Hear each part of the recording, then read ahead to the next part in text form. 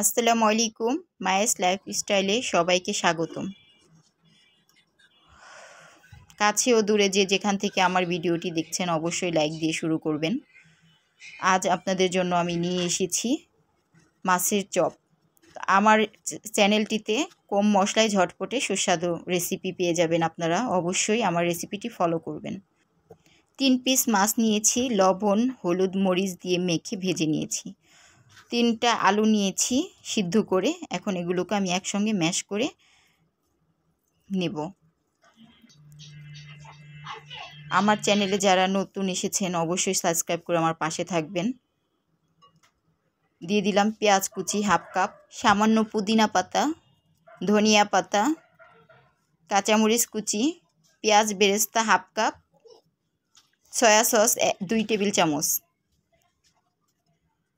দিলাম ধনিয়া গুঁড়ো হাফ চা চামচ, সামান্য গরম মশলা গুঁড়ো, দিলাম চিনি হাফ চা চামচ, টেস্টিং সল্ট দিলাম সামান্য। এ পর্যায়ে দিয়ে দিব টমেটো সস 2 টেবিল চামচ, ব্রেড ক্রাম্বস দিব হাফ কাপ, লবণ দিয়ে দিব স্বাদ মতো।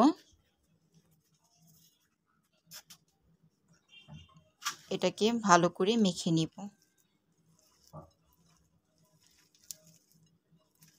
এ পর্যায়ে এমনভাবে মাখতে হবে যাতে সবগুলো উপকরণ একসঙ্গে মিশে যায়। আর আমি এখানে আরও ব্যবহার করব 2 চা চামচ মরিচ গুঁড়ো। এই চপটা খেতে অনেক ভালো লাগে। আপনারা যদি না করে খান তাহলে বুঝতে পারবেন না। আমি এখানে তেলাপিয়া মাছটা ব্যবহার করেছি। আপনারা যে কোনো মাছ দিয়ে এটা করতে পারবেন।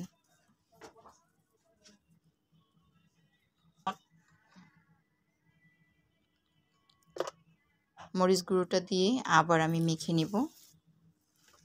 এ পর্যায়ে দিয়ে দিব 2 টেবিল চামচ সয়াবিন তেল আর 1 চা চামচ ঘি দিয়ে আমি সম্পূর্ণটা আবার একটু মেখে নিব। তারপর আমি এটাকে চপ আকারে তৈরি করব। আপনারা যে কোনো শেপে এটা তৈরি করে নিতে পারেন। অসম্ভব মজার হয়, আপনারা একবার তৈরি করে দেখবেন অবশ্যই। দেখুন আমি চপ আকারেই তৈরি করে নিচ্ছি।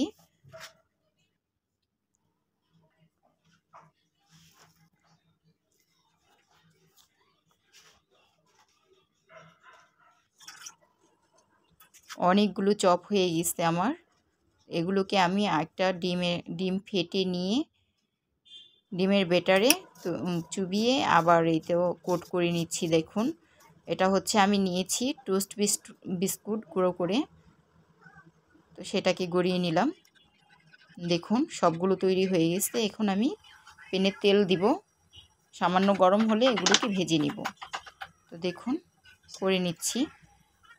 এটা আপনার মিডিয়াম হাই হিটে তেলটা গরম করবেন, মিডিয়ামেই আপনারা ভেজে নেবেন।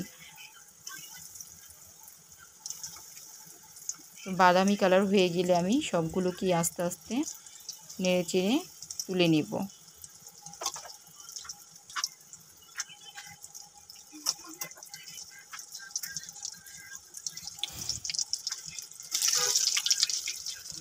দেখুন আমি উল্টিয়ে পাল্টিয়ে ভেজে নিচ্ছি সবগুলোকে। ভাজা হয়ে গেলে এটাকে আমি পরিবেশন করে নিব। তো এটা অনেক মজাদার হয়, অবশ্যই ট্রাই করবেন। আমার চ্যানেলটি যদি ভালো লাগে আমার পাশে থাকবেন। সবাই ভালো থাকবেন। আবার দেখা হবে কোনো এক নতুন রেসিপি নিয়ে। সবাইকে অনেক অনেক ধন্যবাদ। আল্লাহ হাফেজ। আসসালামু আলাইকুম।